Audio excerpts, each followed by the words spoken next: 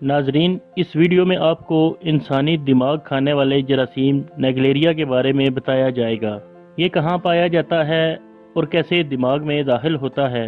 आप कौन से आसान तरीके अपना कर इससे बच सकते हैं, इन तमाम बातों के हवाले से मुकम्मल रहनुमाई की जाएगी।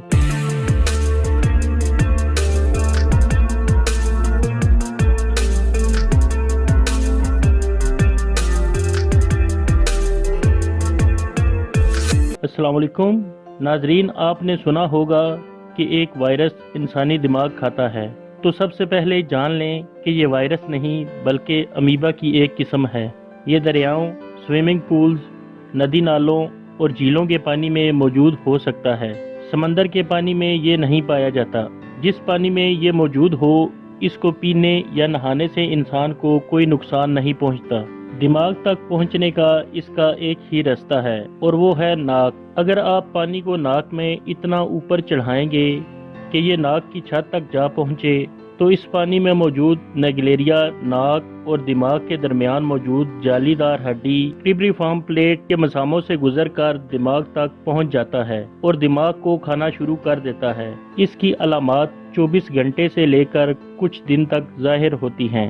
इसकी अलामात में सर दर्द, मतली या कै आना, बुखार और मिर्गी जैसे दौरे पड़ना शामिल हैं। इसकी तशखीस CSF सेरिब्रोस्पाइनल फ्लूइड का सैंपल लेकर लेबॉर्ट्री में टेस्ट करने से मुमकिन है। नाजरीन, इससे बचाव की तदाबीर बहुत ही आसान हैं, क्योंकि ये नाक के रास्ते दिमाग तक पहुंचता है। तो दरियाओं, तालाबों वगैरह में नहाने के दौरान नेज़ल क्लिप का इस्तेमाल करें ताकि पानी नाक में दाखिल ना हो सके। स्विमिंग पूल्स में क्लोरीन का इस्तेमाल करें, जो कि सस्ता और आसान हल है। इस मकसद के लिए क्लोरीन की गोलियां या ब्लीच सॉल्यूशन इस्तेमाल किया जा सकता है। अगर आपको शक हो कि पानी में नेगलेरिया मौजूद है या हो सकता है, तो वुजू के दौरान नाक में पानी ऊपर नाक की छत तक न ले जाएं, बल्कि नाक के नीचे नरम हिस्से को पानी से धो लें और यहाँ तक ही पानी चढ़ाएं।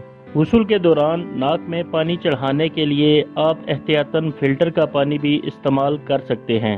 ऐसी आसान सी एहतियाती तदाबीर अपनाकर आप नेगलेरिया की बीमारी से महफूज रह सकते हैं।